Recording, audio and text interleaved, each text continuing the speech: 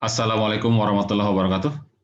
Bertemu lagi dalam perkuliahan Fisika Dasar kedua. Pada kesempatan kali ini, kita masih akan meneruskan bahasan terkait dengan kapasitor.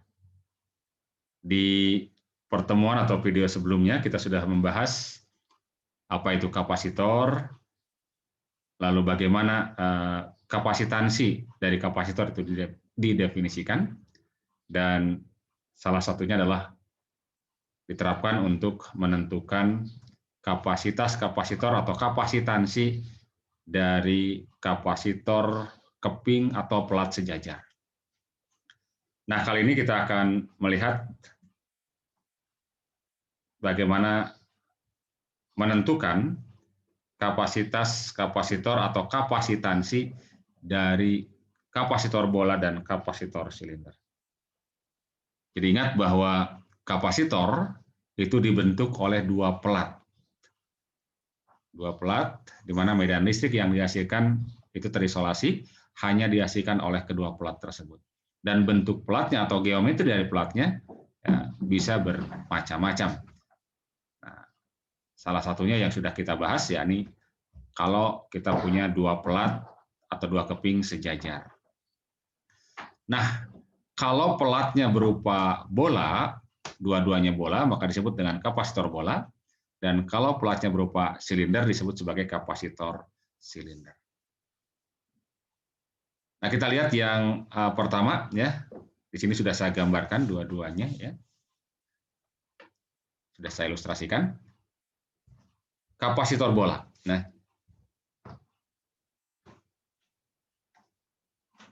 misalnya ini ada bola logam konduktor ya. Yang pertama berada di dalam. yakni muatan totalnya adalah Q. Kemudian sepusat dengan bola ini ada kulit bola yang jari-jarinya muatannya adalah min Q dan jari-jarinya adalah R2. Jadi yang pertama jari-jarinya R1, yang kedua jari-jari R2. Jadi jelas ini R2 lebih besar daripada R1 ya.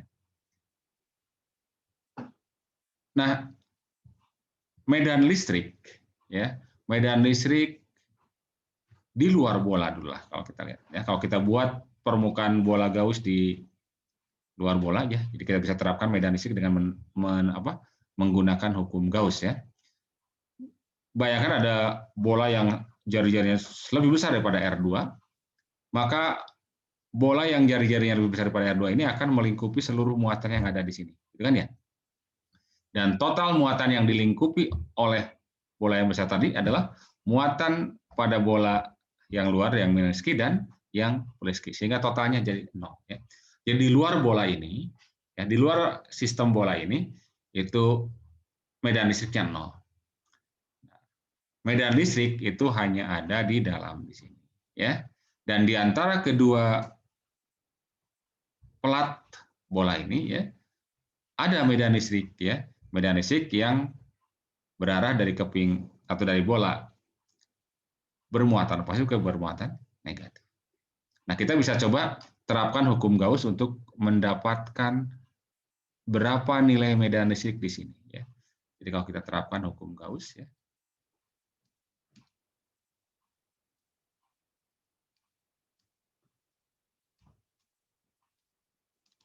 bahwa integral dalam permukaan tertutup Gauss E dA, ya. Nah, di sini sudah bisa dipastikan bahwa medannya dengan arah dengan normal dari permukaannya akan sama, sehingga bisa dinyatakan hal ini sama dengan QI per epsilon, ya. I adalah Q atau Q adalah muatan yang dilingkupi oleh permukaan bola Gauss dibagi dengan epsilon, ya. Nah, dalam hal ini kalau kita ambil permukaan bola Gaussnya di sini di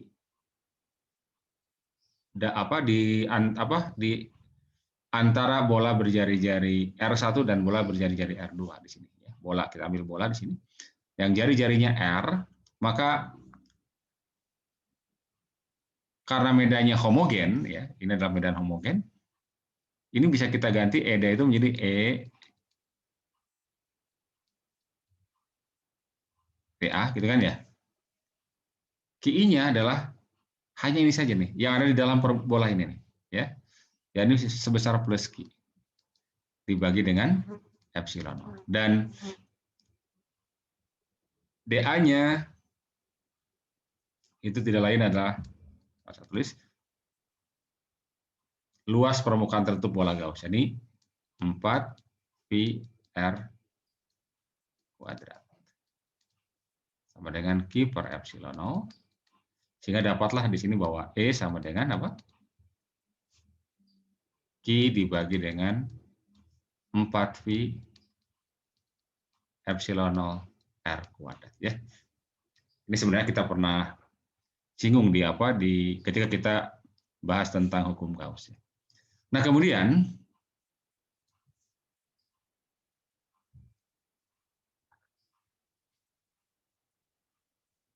dari sini kita bisa tahu juga potensial, ya, karena ingat bahwa kapasitansi itu kan perbandingan antara muatan dan beda potensialnya, ya. Nah, potensialnya bisa kita dapatkan dari sini, ya, bahwa V atau beda potensial, ya. Nah, delta V adalah minus integral E dot dr, ya. Oke.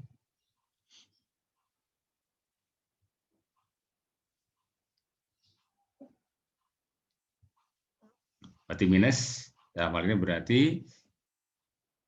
dalam hal ini karena E dan DR-nya juga sudah searah, ya. Jadi EDR saja, ya. Berarti boleh kita tuliskan karena ini Q dan 4P epsilon-nya adalah konstanta, jadi berarti Q dibagi dengan 4P epsilon 0 integral DR per R kuadrat. Dan R-nya ini dari R1 sampai R2, ya. Dari R1 sampai R2. Nah, kalau beda potensialnya kita tuliskan V saja lah. V sama dengan gitu kan. Berarti minus Q per 4 pi epsilon 0. Dan ini integral dari 1/R kuadrat adalah min 1/R kan, ya. Sehingga minnya jadi hilang ini. Oke, jadi boleh kita tulis jadinya Q dibagi dengan 4 pi epsilon 0. Kemudian ini jadi 1/R. 1/R dengan batas dari R1 sampai R2. Sehingga dapatlah V-nya sama dengan Q dibagi dengan 4 pi epsilon 0. Ini berarti 1/R2 dikurangi 1/R1. Ya. 1/R2 kurangi 1/R1. Nah, kapasitansi, ingat ya, maka kita akan dapatkan kapasitansi, ini apa? Q per V, ya. Atau saya tulis C sama dengan Q per V. C sama dengan Q per V. Jadi kalau kita lihat dari sini, jelas terlihat bahwa apa? Kalau Q dibagi dengan V, maka 4Pi epsilon yang naik sini, ya. 4Pi epsilon 0 dibagi dengan ini, ya. Dibagi dengan 1/R1 ditambah dengan 1/R2. Nah, 1/R1 tambah 1/R2 ini kan sebenarnya bisa kita sederhanakan jadi, atau bisa kita tulis dalam bentuk lain, ya, gini ya. Jadi berarti per R1 kali R2 gitu kan, ya, disamakan penyebutnya, ya. Kemudian ini berarti R1 dikurangi dengan R2. Oke, jadi berarti nanti kalau dikalikan dengan 4Pi epsilon 0 sini, maka ini 4Pi epsilon 0 kali R1 kali R2, ya. Kali R1 dikurangi R2. Kali R1 kali R2, ya. Dibagi dengan R1 kurang R2. R1 di sini berarti R1 kurang R2. Nah, kan tetapi karena R1 lebih kecil daripada R2, sementara kapasitansi didefinisikan positif ya, tinggal kita balik saja. Jadi kita ambil harga positifnya saja ya. Ini berarti sama dengan R1 dikurang R2 jadinya, sorry ya. Dipositifkan. Jadi R2 dikurangi R1. Oke. Nah, seperti yang kita dapatkan pada kapasitor pelat sejajar atau keping sejajar, ternyata bahwa memang kapasitansi tidak bergantung kepada muatan dan P-nya ya. Tapi bergantung pada apa? Bergantung pada epsilon medium di antara kedua keping atau kedua pelat ya. Kemudian dimensi atau ukuran ya, ukuran dari pelatnya ya. Dalam hal ini jari-jari bola ya masing-masing ya. Oke ya. Jadi ini adalah kapasitansi dari kapasitor bola. 4V epsilon 0 R1 R2 dibagi dengan R2 min R1. Ini tadi harusnya R1 min R2 ya, tapi karena kapasitansi didefinisikan positif maka tinggal dibalik saja ya. Diambil harga positifnya. Oke. Itu kapasitansi kapasitor bola. Nah, sekarang bagaimana kalau silinder? Nah, ini juga untuk mendapatkan kapasitansinya kita bisa dapatkan potensialnya, dan potensialnya ya sebelum dapatkan potensial kita dapatkan dulu apa? Medan listrik. Nah, medan listrik di antara pelat yang bagian dalam silinder, bagian luar adalah kulit silinder, dua-duanya logam ya, jangan lupa ya. Dua-duanya logam. Lagi kalau di sini adalah muatannya plus Q, kemudian muatannya min Q, maka di luar silinder itu akan nol medan listriknya, sehingga medan listrik akan berada di dalam saja, ya terisolasi di dalam. Dan di antara kedua pelat silinder,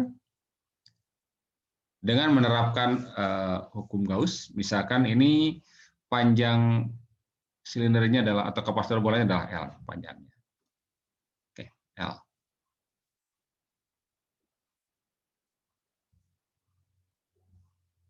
Kalau kita terapkan hukum Gauss lagi bahwa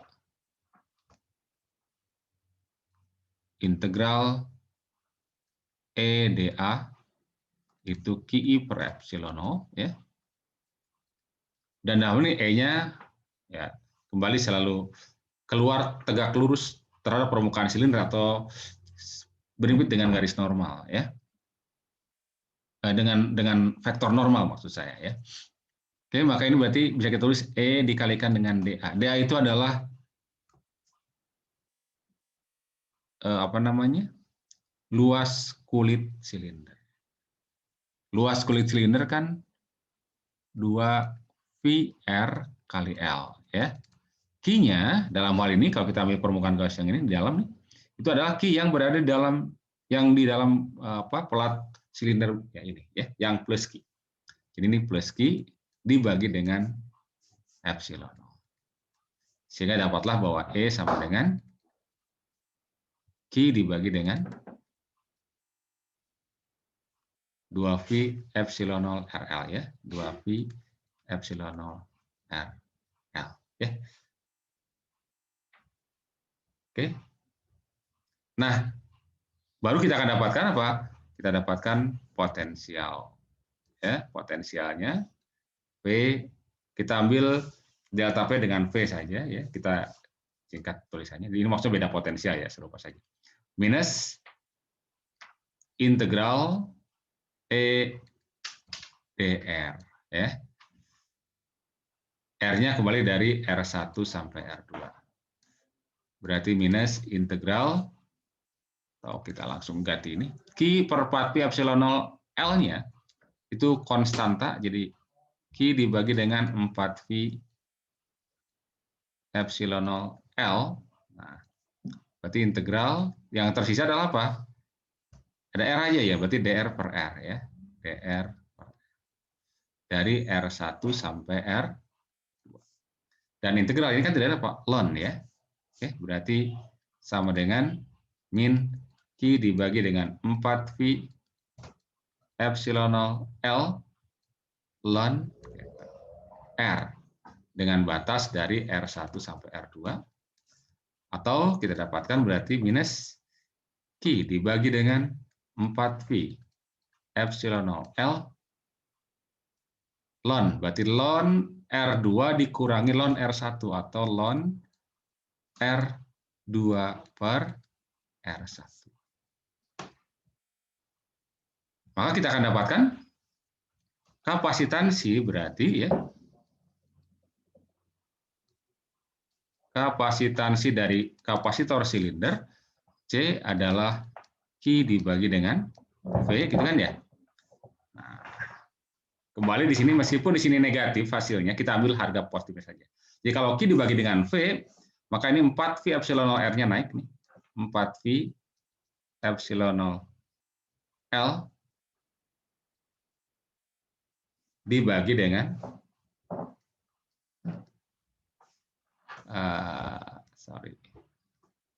dibagi dengan ln, ya ini ya, ln R2 per R1. Oke.